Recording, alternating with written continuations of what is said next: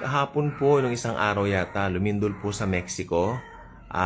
May kalakasan din po siya. Hindi ko po alam pero paki-comment nga po sa baba, inabot po ba ng 7? At ito na naman po, dagsa na naman po yung mga sabi nila. Well, yung nagsabi sa akin, sabi niya, na-realize mo ba na sunod-sunod mang masyado? Yes, sabi ko. In fact, na-share ko na rin sa mga messages ko ako sa sa mga tao na na-share ko tungkol sa pag-share ko ng gospel. Nasasabi ko na when it comes to end times, itong panahon natin na 2026, sobra, kumbaga parang ragasa yung mga pangyayari. Hindi lang siya basta yung parang lumindol ngayon tapos titigil panandalian, doon na naman. Dati po, alam niyo po bang lindol, ang kanya pong pagitan ay matagal bago magkaroon na naman ng malalakas. Pero ngayon po, ang dalas ng mga lindol, ang lalakas pa. Nung araw, lumilindol man, hindi ganun kalalakas. At hindi rin magkakasunod. So talagang ako'y naniniwala, there is something really going on this 2026. Okay? And this is something na talagang masasabi ko, as Christians, alam nating ready naman na po tayo lagi because the moment we receive Jesus as our personal Lord and Savior, alam ko, natatakan na po tayo, naselyuhan na po tayo ng kanyang espiritu. At yan po ang dahilan bakit po tayo mararapture. Sobrang dami na mga nangyayari. At eto pa po, yung gera po dyan sa Iran, okay, at saka po sa US, malaki pong dagok. Katatawag ng kapatid ko, sabi niya, magkakaroon na naman ng problema, tataasan langis and all that. You know what? Sabi ko, it's in the Bible. Oo nga, alam ko naman kanya, pero kuya kanya, ang hirap pala pagka you are really feeling it. Oh, yes, kako naman. At yes, this is it. At hindi lang niya natanong sa akin, pero parang gusto niyang itanong kung nasa tribulation na. Then ako nung nagsabi, wala pa tayo sa tribulation. Dahil siguro madami din siya naririnig ng mga preachings na doon sa Amerika na nasa tribulation na. Ang dami po nangangaral ngayon dahil sa mga nangyayari pong yan.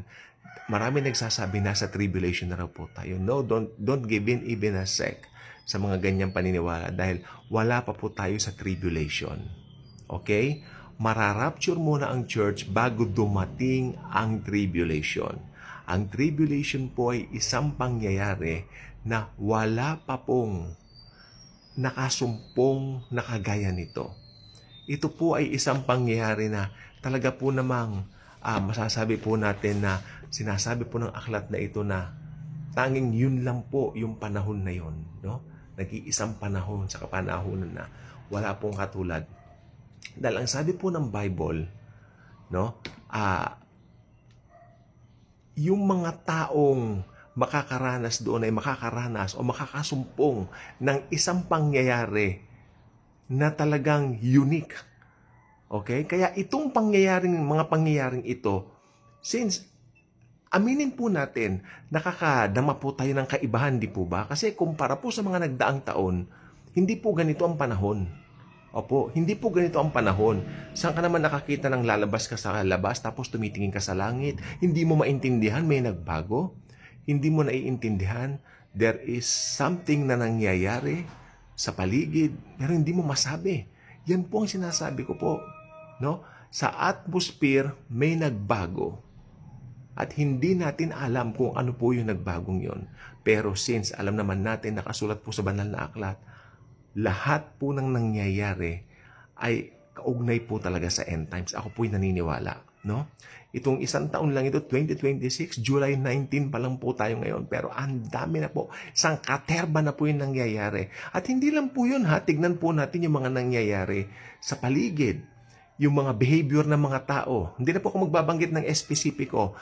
Tignan po natin ang behavior ng mga kapwa-tao natin. Kung anong klase ang mga pag-uugali ng mga tao. Kung paano nakikita natin, may mga generation na pumapalit na iba na ang kaisipan, iba na ang mind thinking. Kung tutuusin, nakakabahala. Pero it's in the Bible. It's in this book.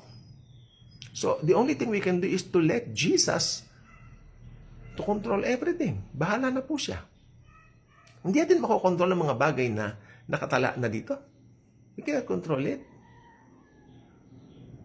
Kaya, ang mga pangyayari po ngayon ay talaga po namang masasabi natin sobrang kakatuwa na hindi rin naman. Kakatuwa pero hindi. Kakatuwa sa mga hindi mananampalataya. Wow, what is happening? Pero sa ating believers, that's in the Bible. And it will happen. Ang sabi po ng banal na aklat. Kaya ang gagawin lang po natin ngayon, continue to share the good news of the gospel of Jesus Christ, the gospel of grace. Na si Jesus lang ang tanging daan, wala na pong ibang daan papuntang langit maliban kay Jesucristo. Si Lord Jesus Christ lang po. At ito pa po, yung sa Hormuz na yan, yung pangyayari po sa Amerika na yan, magiging regional na po yan eh. At lahat maaapektuhan, lahat makakaramdam ng tinatawag na epekto sa bawat isa. Dahil lahat po tayo naggagasolina. Lahat ng tao po naggagasolina. Sasabihin nila, ay di, yung may sasakyan lang ika. No! Sumasakay tayo ng tricycle, sumasakay tayo ng bus. Ako madalas sumasakay ng bus, sumasakay ng jeep. Gasolina po yun. At pag naapektuhan po yan, nagkaroon ng mga, alam niyo naman, pa nag-i-strike ang mga di ba ang hirap, lumalakad tayo. Ako ay experience, naglakad ako ng Quiapo hanggang papuntang Quezon City. Dahil mahirap po talaga nung that time. Taga Quezon City kasi kami dati. May mga mga strike dati. So, nilakad namin, Panginoon ko, Lord. Pero, enjoy. The journey was enjoying. Mabuti nangyari po yun. Medyo magpapasko yata yun. Medyo maginawang ang pakiramdam. Kasi kung sa Amerika, nako po! Para kang piniprito. Diyan pa lang siguro sa Espanya Boulevard. Para kang piniprito sa init. Ano? Pero alam niyo, ito, mabalik po tayo sa seryosong usapan natin. Kung alam mong nasa Biblia na, hindi mo makokontrol, mga kaibigan ko at mga kapatid sa Panginoon. The things we can't control, let's leave everything to the hands of the Lord. Pag sinabi mong, bahala ka na Lord, that's the best way to express your faith. Bahala ka na, Panginoon. That's the best prayer. Your will be done. Ayun. Kasi hindi mo nga alam mangyayari, di ba? Bahala ka na, Lord. Ano ang best prayer? Bahala ka na, Lord. Full of faith. Full of expression of your faith. Kasi iniiwan mo na sa kamay ng makapangyarihang si Jesucristo ang lahat-lahat nangyari sa mundo. Wala kang stress pagka gayon. Dakilang kalooban pa rin yan. And besides, shinare niya sa atin ang dakilang kalooban yan. Kasi nasa Apocalypse yan eh. Nakasulat po yan sa Bible. Nakasulat po yan sa Book of Revelation. The will of God is in the Bible. Shinare niya sa atin. Ang gagawin lang po natin, ibahagi natin doon sa mga tao na hindi pa nakakaalam yan. Pag hindi alam ang Bible ng isang tao, matatakot po talaga siya kasi what is happening? What is happening around the world? Oh. Ano itong nangyayari? Bakit ganito? Bakit ganyan? No? Di ba? May kaba. May kaba siya. At ngayon, kailan ba darating ang Panginoon? Well, hindi nga po natin alam. Kaya nga po, ang best prayer natin sa ngayon, nakikita natin yan, bahala na po kayo, Lord Jesus. Si Jesus na po ang bahala. Huwag mai-stress. Laging iiwan sa kamay ng Panginoon ang lahat. Marami pa pong nangyayari. Yung UFO disclosures na yan, mga lindol, mga sakuna, iba't iba na po.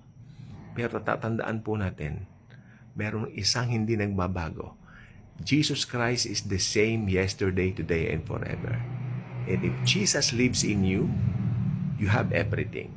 Kaya hindi ka dapat matakot, hindi ka dapat magulumihanan what's happening in the world. I'm not sure, pero naobserbahan ko parang lumalamig na ang panahon, parang hindi na ganun kainit tulad ng mga nakaraan. Pero sabi nila El Nino pa rin daw, kaya iinit pa rin. So guys, ingat pa rin, no? Lagi magbabaon ng tubig. Ako lagi ko pong dala itong blue Vitaboost, no? Paborito ko po itong blue Vitaboost.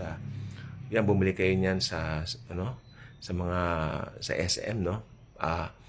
Blue Vitaboost. Yan, napakahalaga po nito ngayon sa katawan natin dahil mainit po.